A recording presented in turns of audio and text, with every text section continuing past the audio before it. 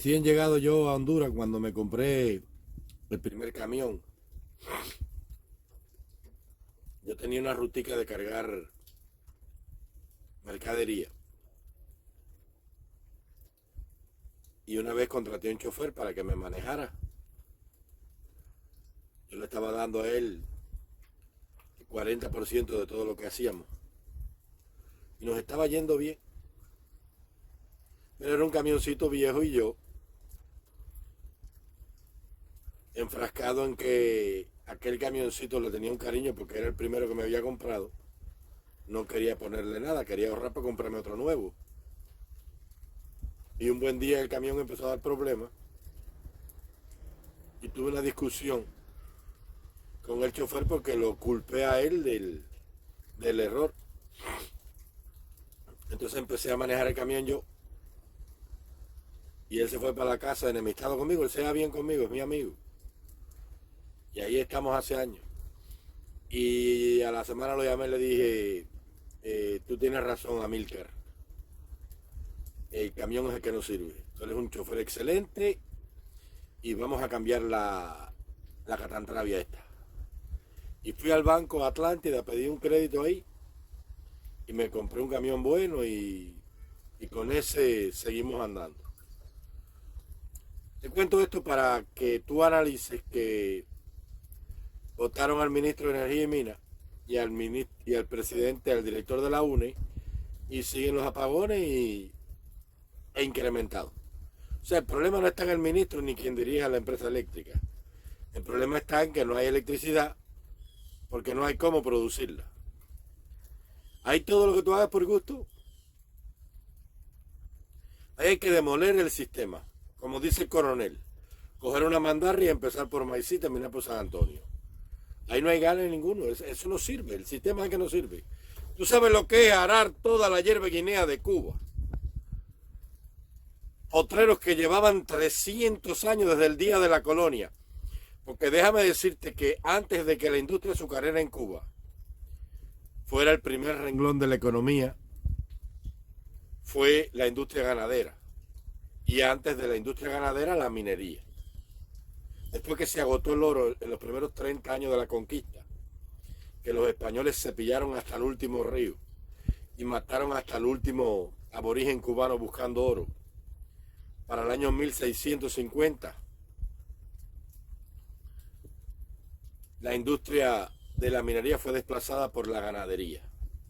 Y como en Cuba no había depredadores, ni tampoco habían escasez de alimentos porque había un régimen de lluvia constante entre 1600 y 3200 milímetros anuales a lo largo y ancho de todo el país, en un clima exuberante, tropical húmedo, el ganado proliferó y para 1700 ya habían casi 11 millones de cabezas de ganado pastando salvaje por toda la tierra de Cuba.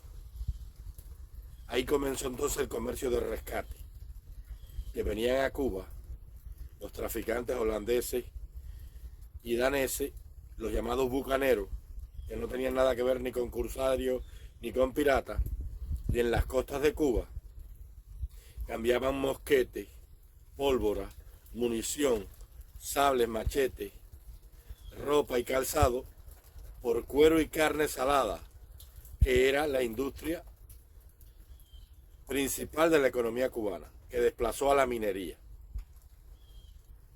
Luego de eso vino entonces la industria azucarera, que aunque Colón la trajo de la española, que la trajo de Islas Canarias, no fue hasta 1700 que comenzó la industria azucarera en Cuba como tal.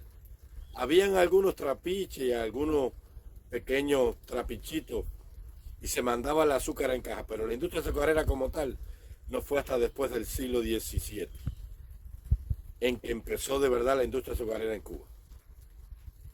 Ahí se desbrozaron extensas cantidades de bosque y se fueron adaptando los cultivos al suelo hasta que quedó el corazón azucarero de Cuba desde Ciego de Ávila, provincia de Vara, que era el corazón de la industria azucarera.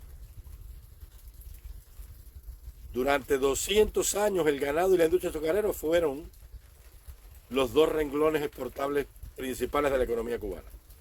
Y llegaron los comuñangas y pusieron a dirigir en la caña a un ingeniero mecánico de La Habana que en la vida había visto una garrapata, ni una grapa, ni un pelo alambre, que no sabía ni siquiera qué cosa era ordeñar nada, y mandaron a arar toda la hierba guinea y arrasaron para sembrar cultivos de forraje que no eran de nuestros campos, ni de nuestro suelo, ni de nuestros climas, y empezaron a hacer chivas y a menguar y a mermar el ganado, y nuestro genetista principal a cruzar genes rojo con genes blanco y blanco con pinto, y el cebú y el Santa Gertrudis, que eran el ganado de carne y de leche de Cuba, que tenían abastecidos de leche a toda la industria láctea, que la botella de leche valía $1 en todo el país, de toda la nación, y que el bistec valía 25 centavos de primera,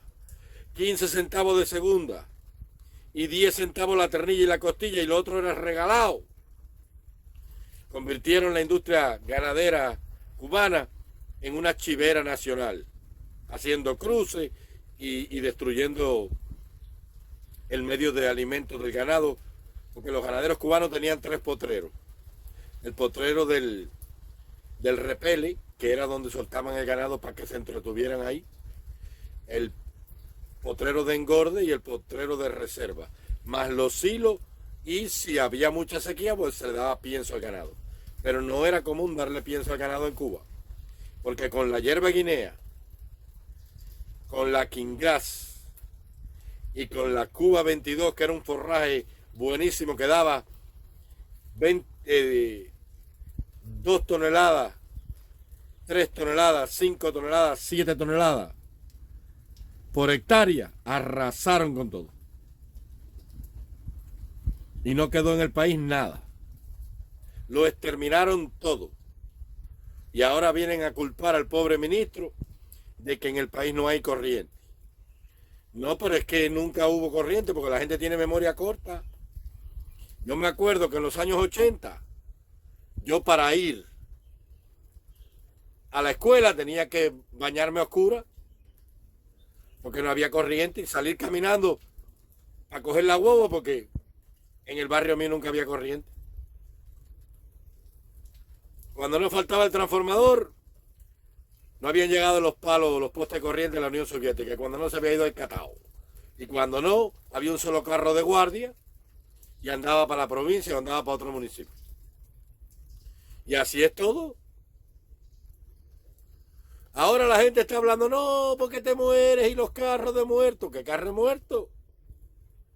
Si cuando nosotros fuimos a enterrar a Bartolito, tuvimos que llevarlo en un tractor con una carreta y que Caridad puso una sábana blanca abajo porque no había carro, no tenían batería. Me acuerdo como si fuera hoy. Y fue en los 80 y piá. Nunca hubo nada. Todo un cuento y una mentira aquí. ¿Qué energía de mina y qué ministro de la industria eléctrica y qué director de la UNES? El problema no lo tienen los ministros. El problema está en que hay un país que no produce nada. País que no tiene nada.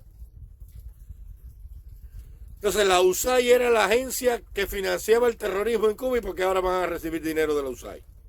¿Te das cuenta que cuando esta gente ya le aceptaron a la USAID que mande esos reales, es porque están en el pico de la piragua? En el pico de la piragua. ¿Qué falta para que esto se vaya a pique? Que el pueblo empuje un poquito más. Pero si el pueblo se retrae, seguimos en la misma. No hay que matar a ningún comunista ni hacer ningún hecho de violencia.